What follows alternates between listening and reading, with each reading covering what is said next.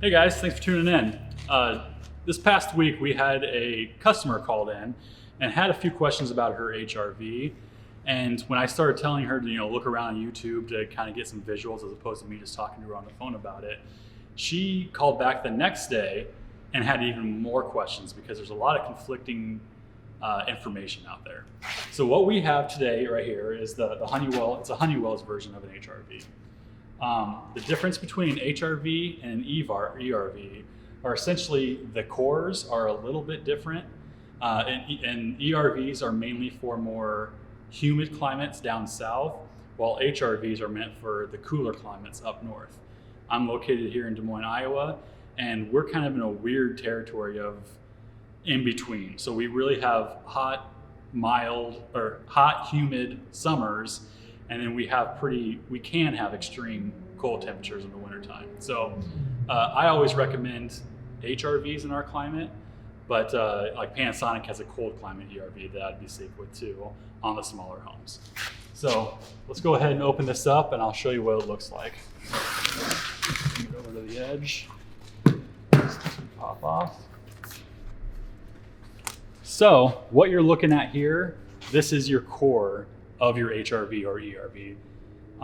What you have is you have fresh air coming in or from your house, usually from your bathrooms or where there's more stale climate or stale air, and it comes through the core here, and then you're bringing fresh air from the outside and then coming this direction. So when they cross, an HRV stands for heat recovery ventilator.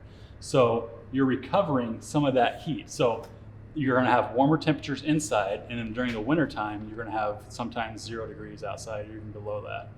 And when these two cross each other, it transfers some of the heat. The air streams never touch, so it's almost like a pipe inside of a pipe, but they will transfer the heat. Every manufacturer has a different transfer percentage. Some of them transfer 80% of the heat, some of them 60. Like it just depends on what the manufacturer is. And you can look that stuff up on the manufacturer websites. Another question is, she asked, are these things supposed to run 24/7? And the answer is yes, they are. Lots of other videos out there are saying that you should shut these off, or just different kinds of things. Can you shut these off? Yes, you can, but I prefer just to leave it running all the time. An HRV are like the lungs of your house. You constantly want to be breathing. Now, depending on what your house calls for or the tightness of your home is going to depend on how much CFM you're exchanging. How much air are you exchanging into your house? So let's just say that you have a 100 CFM HRV and your house only needs 50 CFM of air exchange. If you would like to, you can keep this at 50 CFM or dial it into 50 CFM and have it continuously running air.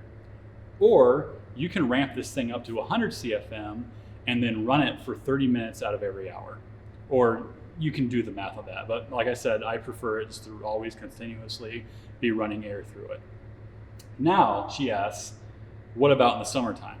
Am I going to be bringing that humid air from outside inside? And the answer is, yes, you're going to be.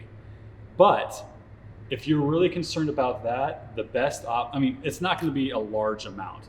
Is there some humidity going to be coming in? Absolutely. But is it going to be off the wall? No, it's not. Or off the chart? It's not going to be. But if it does become an issue, then what you want to do is add a piece onto this, and which we would call that a dehumidifier. So the air would be coming through here, running through a dehumidifier, and then going into your house. Like I said, I haven't put a lot of those dehumidifiers in because it hasn't really been that big of an issue. Whatever question I'm on right now is, what should I do? Where should I put the stat at? Should I put it on the wall next to the thermostat? I personally, we put our dehumidistat inside of the actual HRV box. First of all, I don't want homeowners messing with it. I don't want kids messing with it. Like I said, I'm one of the set it for this correct CFM and letting it run kind of nonstop. So what I do is I put the dehumidistat inside the airstream of the air coming inside. And what I usually do is I put staged equipment in. So I'm running on first stage at, let's use my example before, 50 CFM. And then I hook all of my stale air outlets to the bathroom fans. So when you're taking those long showers, all that humid air is coming in and then hitting that dehumidistat. That dehumidistat is going to sense the humidity in the air, and it's going to ramp your blower up because you want to get rid of that humid air from your house.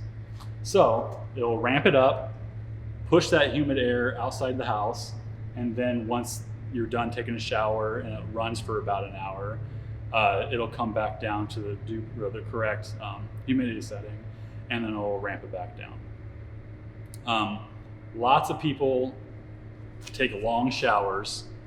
They go in, they turn it on, jump in the shower, take their long hot shower, and as soon as they're done, they shut it off. Well, all the humidity isn't out of your bathroom yet. So that's what makes this beneficial, is it's going to constantly keep running until the moisture is all out.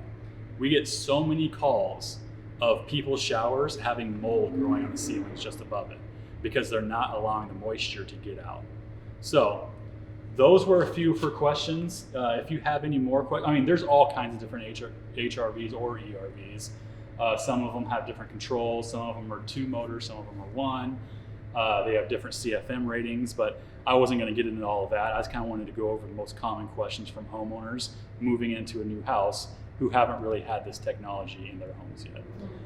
If you have any more questions, please feel free to comment down below, and we'll see you on the next episode.